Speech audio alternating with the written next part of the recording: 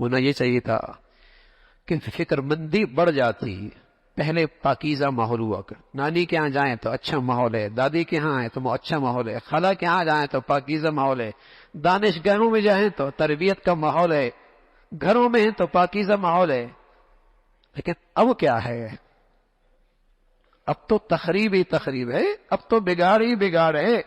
گھر ہے بھائی، ابا سامنے بیٹھا ہے، اس کے ہاتھ میں ایسا آلہ ہے کہ حقیقت میں وہ ابا کے پاس نہیں ہے. ماں سامنے بیٹھی ہے، لیکن جو اس نے آلہ اٹھایا ہوا ہے وہ حقیقت میں کہیں اور ہے. ڈرائنگ روم ایک ہے، لیکن بیٹی حقیقت میں وہاں نہیں ہے. اس کا دماغ وہاں نہیں، اس کی سوچ وہاں نہیں، اس کی نظریں وہاں نہیں. اب تو کوئی جگہ محفوظ نہ رہی، نہ چار دیواری محفوظ رہی، نہ ڈرائنگ روم محفوظ رہا، نہ ماں باپ کی نظروں کے سامنے حفاظت رہی. اب تو جب تک ذہن سازی نہیں ہوگی، تربیت نہیں ہوگی، گندگیوں سے بچنا آسان نہیں ہے.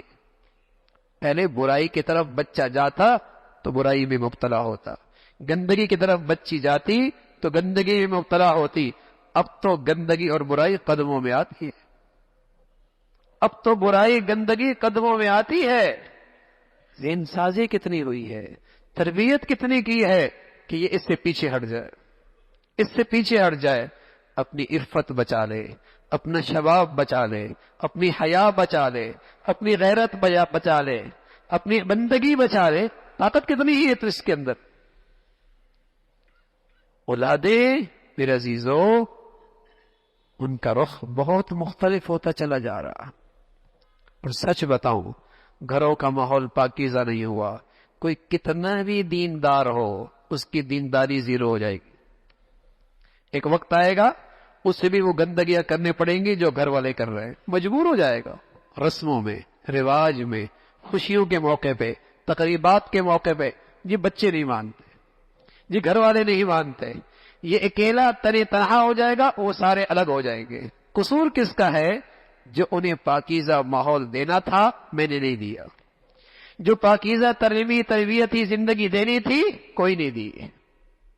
اب وہ مصیبت بن کے سوار ہو گئے. رسول اللہ صلی اللہ علیہ وسلم کا وہ ارشاد ہے، جس کی خاطر اللہ کو ناراض کیا ہے اللہ مرنے سے پہلے اسی کو بطور عذاب مسلط کر دیتا. جس کی خاطر اللہ کو ناراض کیا ہے اسی کو بطور عذاب کے مرنے سے پہلے اللہ مسلط کر دیتا. میرے عزیزو، اولاد اللہ کی نعمت ہے.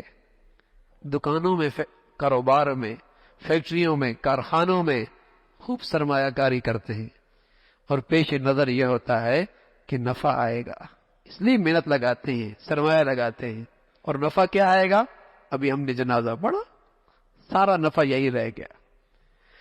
اور بھائی، اولاد کی شکل میں جو اللہ نے زمین دی ہے اس میں بیج صحیح ڈالو، اس کی آبیاری صحیح کرو، اس میں سرمایہ کاری ٹھیک ہو جائے، اس کا نفع خربوں سال آئے گا، اس کا نفع خربوں سال آئے گا. یہ کل کا خربوں سال کا اثاثہ بن سکتا ہے. بچے بچیاں، یہ خربوں سال کے اندر اثاثہ ہے، وہاں کا سرمایہ ہے. یہ ہے سرمایہ کاری کرنے کی جگہ، لیکن میرے پاس اس کے لیے وقت نہیں ہے.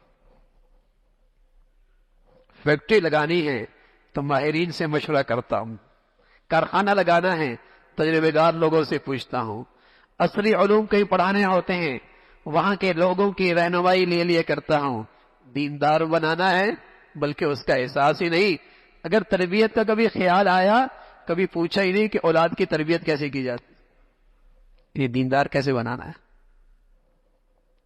باقی ہر لائن سے ماہرین کے پاس جاتے ہیں، ہر لائن سے. ڈاکٹر بنانا ہے تو اس لائن کے لوگوں سے پوچھتے ہیں، انجینئر بنانا ہے تو اس لائن کے لوگوں سے پوچھتے ہیں. کسی بھی لائن میں اپنے بچے کو ڈالنا ہے تو وہاں کے لائن سے لوگوں سے مشورے کرتے ہیں. دیندار بنانا ہے، یہ بھی تو ایک لائن ہے. اس کا اعزاز کتنا ہے.